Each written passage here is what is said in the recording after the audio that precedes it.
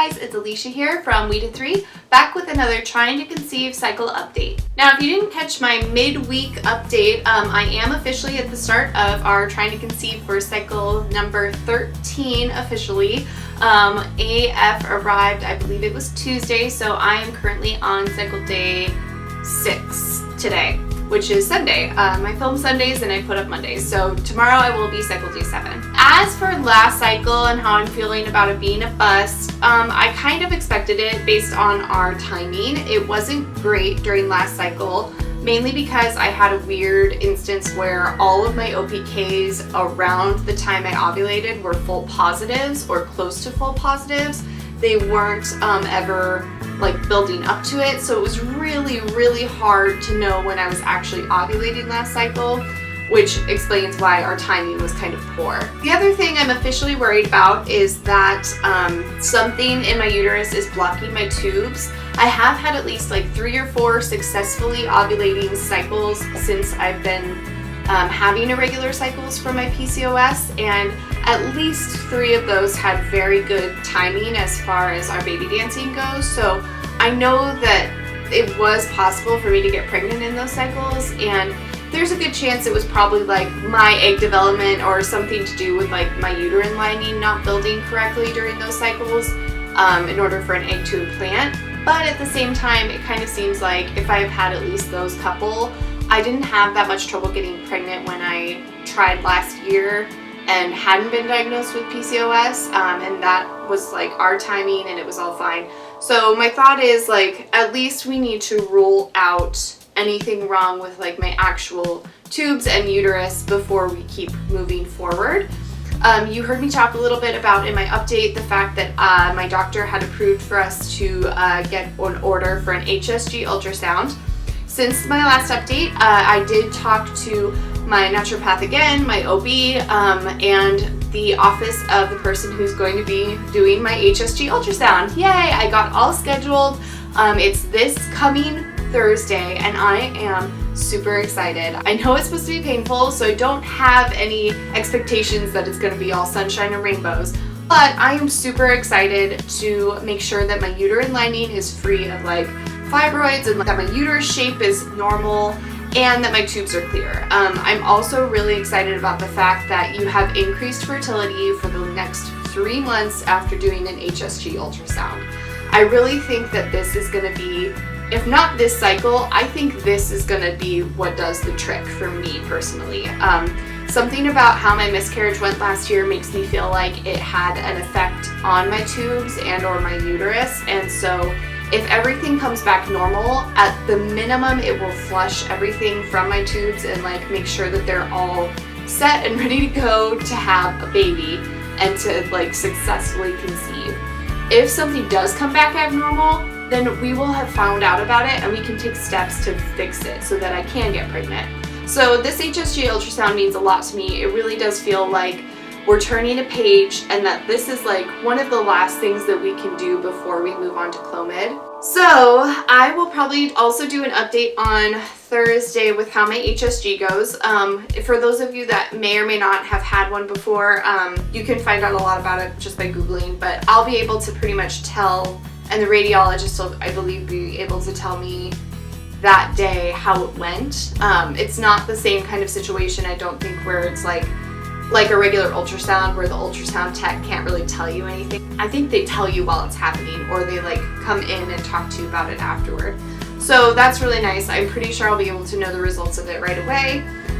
If not, my video on Thursday will be very short, and I will like just share my experience with it. Since I had a successful cycle last cycle, and it seems to be that I have gone back to at least ovulating on my own, we're still not sure how we're going to proceed with Clomid. If I continue to have ovulatory cycles and don't need Provera and am consistently ovulating, I don't really see any reason to go on it at this point. I think that if I had a problem with ovulating, that would be different. We'll see how this cycle goes. If this cycle I don't ovulate and it still kind of just goes up and down and all around, then we'll still probably try it in July. So that'll be like next month's cycle, we'll probably start it if this cycle seems all wonky. I also wanted to update you guys. I did tell you during my last update that Edwin, my husband, was getting a semen analysis done last Friday, and we already have the results back, and of course he is definitely not the problem. We haven't gotten any report on the motility and morphology, just base numbers is what we've gotten back, and he's like 300 times normal, and that is not a joke. Like, he is fertile myrtle, I am the issue, which, you know, doesn't make me feel great, but it does make me feel like, okay, well, there's one less obstacle. At least it's not both of us, but which makes me really relieved and happy for him. And it also makes me feel like, dang it, it's all me. It's all my body. Okay. So yeah, that's a big relief for me. We basically just wanted to get him checked just to make sure that we weren't dealing with both male and female factor infertility. Him being totally normal, above normal, scary fertile is actually just, it's great news. Like I said, we still haven't gotten back any report on mobility or morphology. We'll see if we get a report back on that, and if we do, I'll share it with you guys. But I think his numbers indicate that even if he did have morphology, mobility problems, that I don't think it would necessarily matter based on his numbers. And yeah, I mean, that's basically where we are with the tests. As far as like my cycle goes, I think I said earlier I'm cycle day 6 currently. I believe that this is the last day of AF for me, so I think that starting kind of Monday, Tuesday of this week is when my cycle is going to switch into the mode where I start checking for ovulation. It seems that I naturally ovulate pretty late, so I am anticipating that and kind of like know that now about my body. There is a chance that it could just switch tomorrow and all of a sudden I could be ovulating really early, so I'm not counting that out. I still will start testing for ovulation probably this Friday, which will be cycle day 11, I believe. So that's going to be like the official start of when I do OPKs and when I do tracking of like my CM and my CP. So otherwise, I'm pretty much just doing the same thing I did last cycle, which is I'm temping, I'm doing OPKs and tracking my cervical position and my cervical mucus. I'm also sticking with all the supplements I used last cycle. I'm currently on inositol, 2 types of Chinese herbs, Vitex, red raspberry leaf, and just a usual prenatal vitamin. And then additionally, I do take a high dosage of vitamin D. Now that it is getting very nice in Oregon, I'm probably going to scale back. I was doing 4,000 IU every day, but I think I'm going to go back down to 3,000 or even 2,000. I am incorporating a couple new things into my cycle this time. One thing I am doing this cycle that is different from what I have done previously are castor oil packs. I still haven't gotten the chance to do one since I've last talked about it,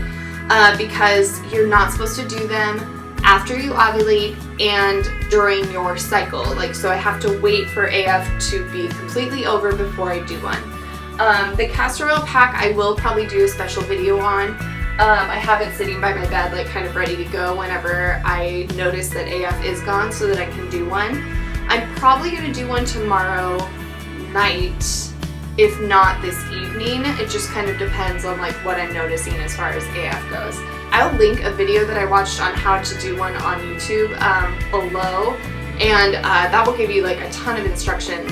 And I will definitely do, like I said, a special video on just the castor oil pack, what I noticed, like what I read about them and what they do for your fertility, and probably expect to see that on the channel probably like on Tuesday or Thursday. One thing is the same as I did last cycle, which is fertility massage. I am having it earlier in my cycle than I did last time. I'm having it on cycle day 9 instead of, I believe last time it was cycle day 15. So this week I have acupuncture on Tuesday, fertility massage on Wednesday, and then my HSG is on Thursday. I feel like it's gonna be a triple punch, like triple threat, all out assault on like my uterus to like really get it going. So I'm hoping that that really does the trick for us this cycle. I have really high hopes for this cycle because there are so many stories of women getting pregnant the cycle that they get their HSG ultrasound. So I think it's gonna be one thing about this cycle that I really need to monitor my emotions and like calm down a little bit. I'm really excited about it. What else? Oh, my husband and I are actually also right now in the middle of Whole 30, which is 30 days of no gluten, no dairy, no sugar, no alcohol, no legumes. So basically we're eating a lot of lean protein, a lot of veggie and then fruit and all water, and it's actually going really, really well. It's definitely something that we pursued for health reasons. I mean, yes, it's a little bit about our weight loss as well, but it's mostly for the health benefits, and I've heard really great things about what it does for PCOS specifically. So again, like I said, my anticipation and like excitement for this cycle is really out of control so far. I definitely need to take some breaths because I feel like this is it for us.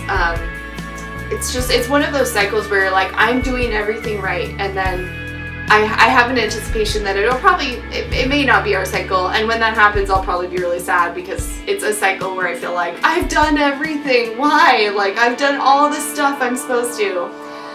So we'll find out. Otherwise, I think that's about it. I have so many new followers and people giving me so much love and stuff on the videos, comments, and I am just a little bit falling in love with all of you. You guys are the best. I love hearing from you and using my videos to talk to you guys and say hi. So hey to everyone out there. I hope your guys' cycles are going well, and baby dust to all of you. The only thing that would be better than getting my BFP would be to see all of my favorite YouTube ladies get BFPs. So just know that I am praying for you guys. I'm pulling for you. I hope that this is your cycle, and I hope it's mine as well, and that we can have really adorable pregnancy videos together. Don't forget to subscribe below if you haven't, and give the video a thumbs up if you liked it. Also shoot me a comment. Let me know, did you have an HSG? Did it hurt really bad? Am I delusional in thinking that I might be able to be okay in it? I will see you guys next week. I love your faces. Bye!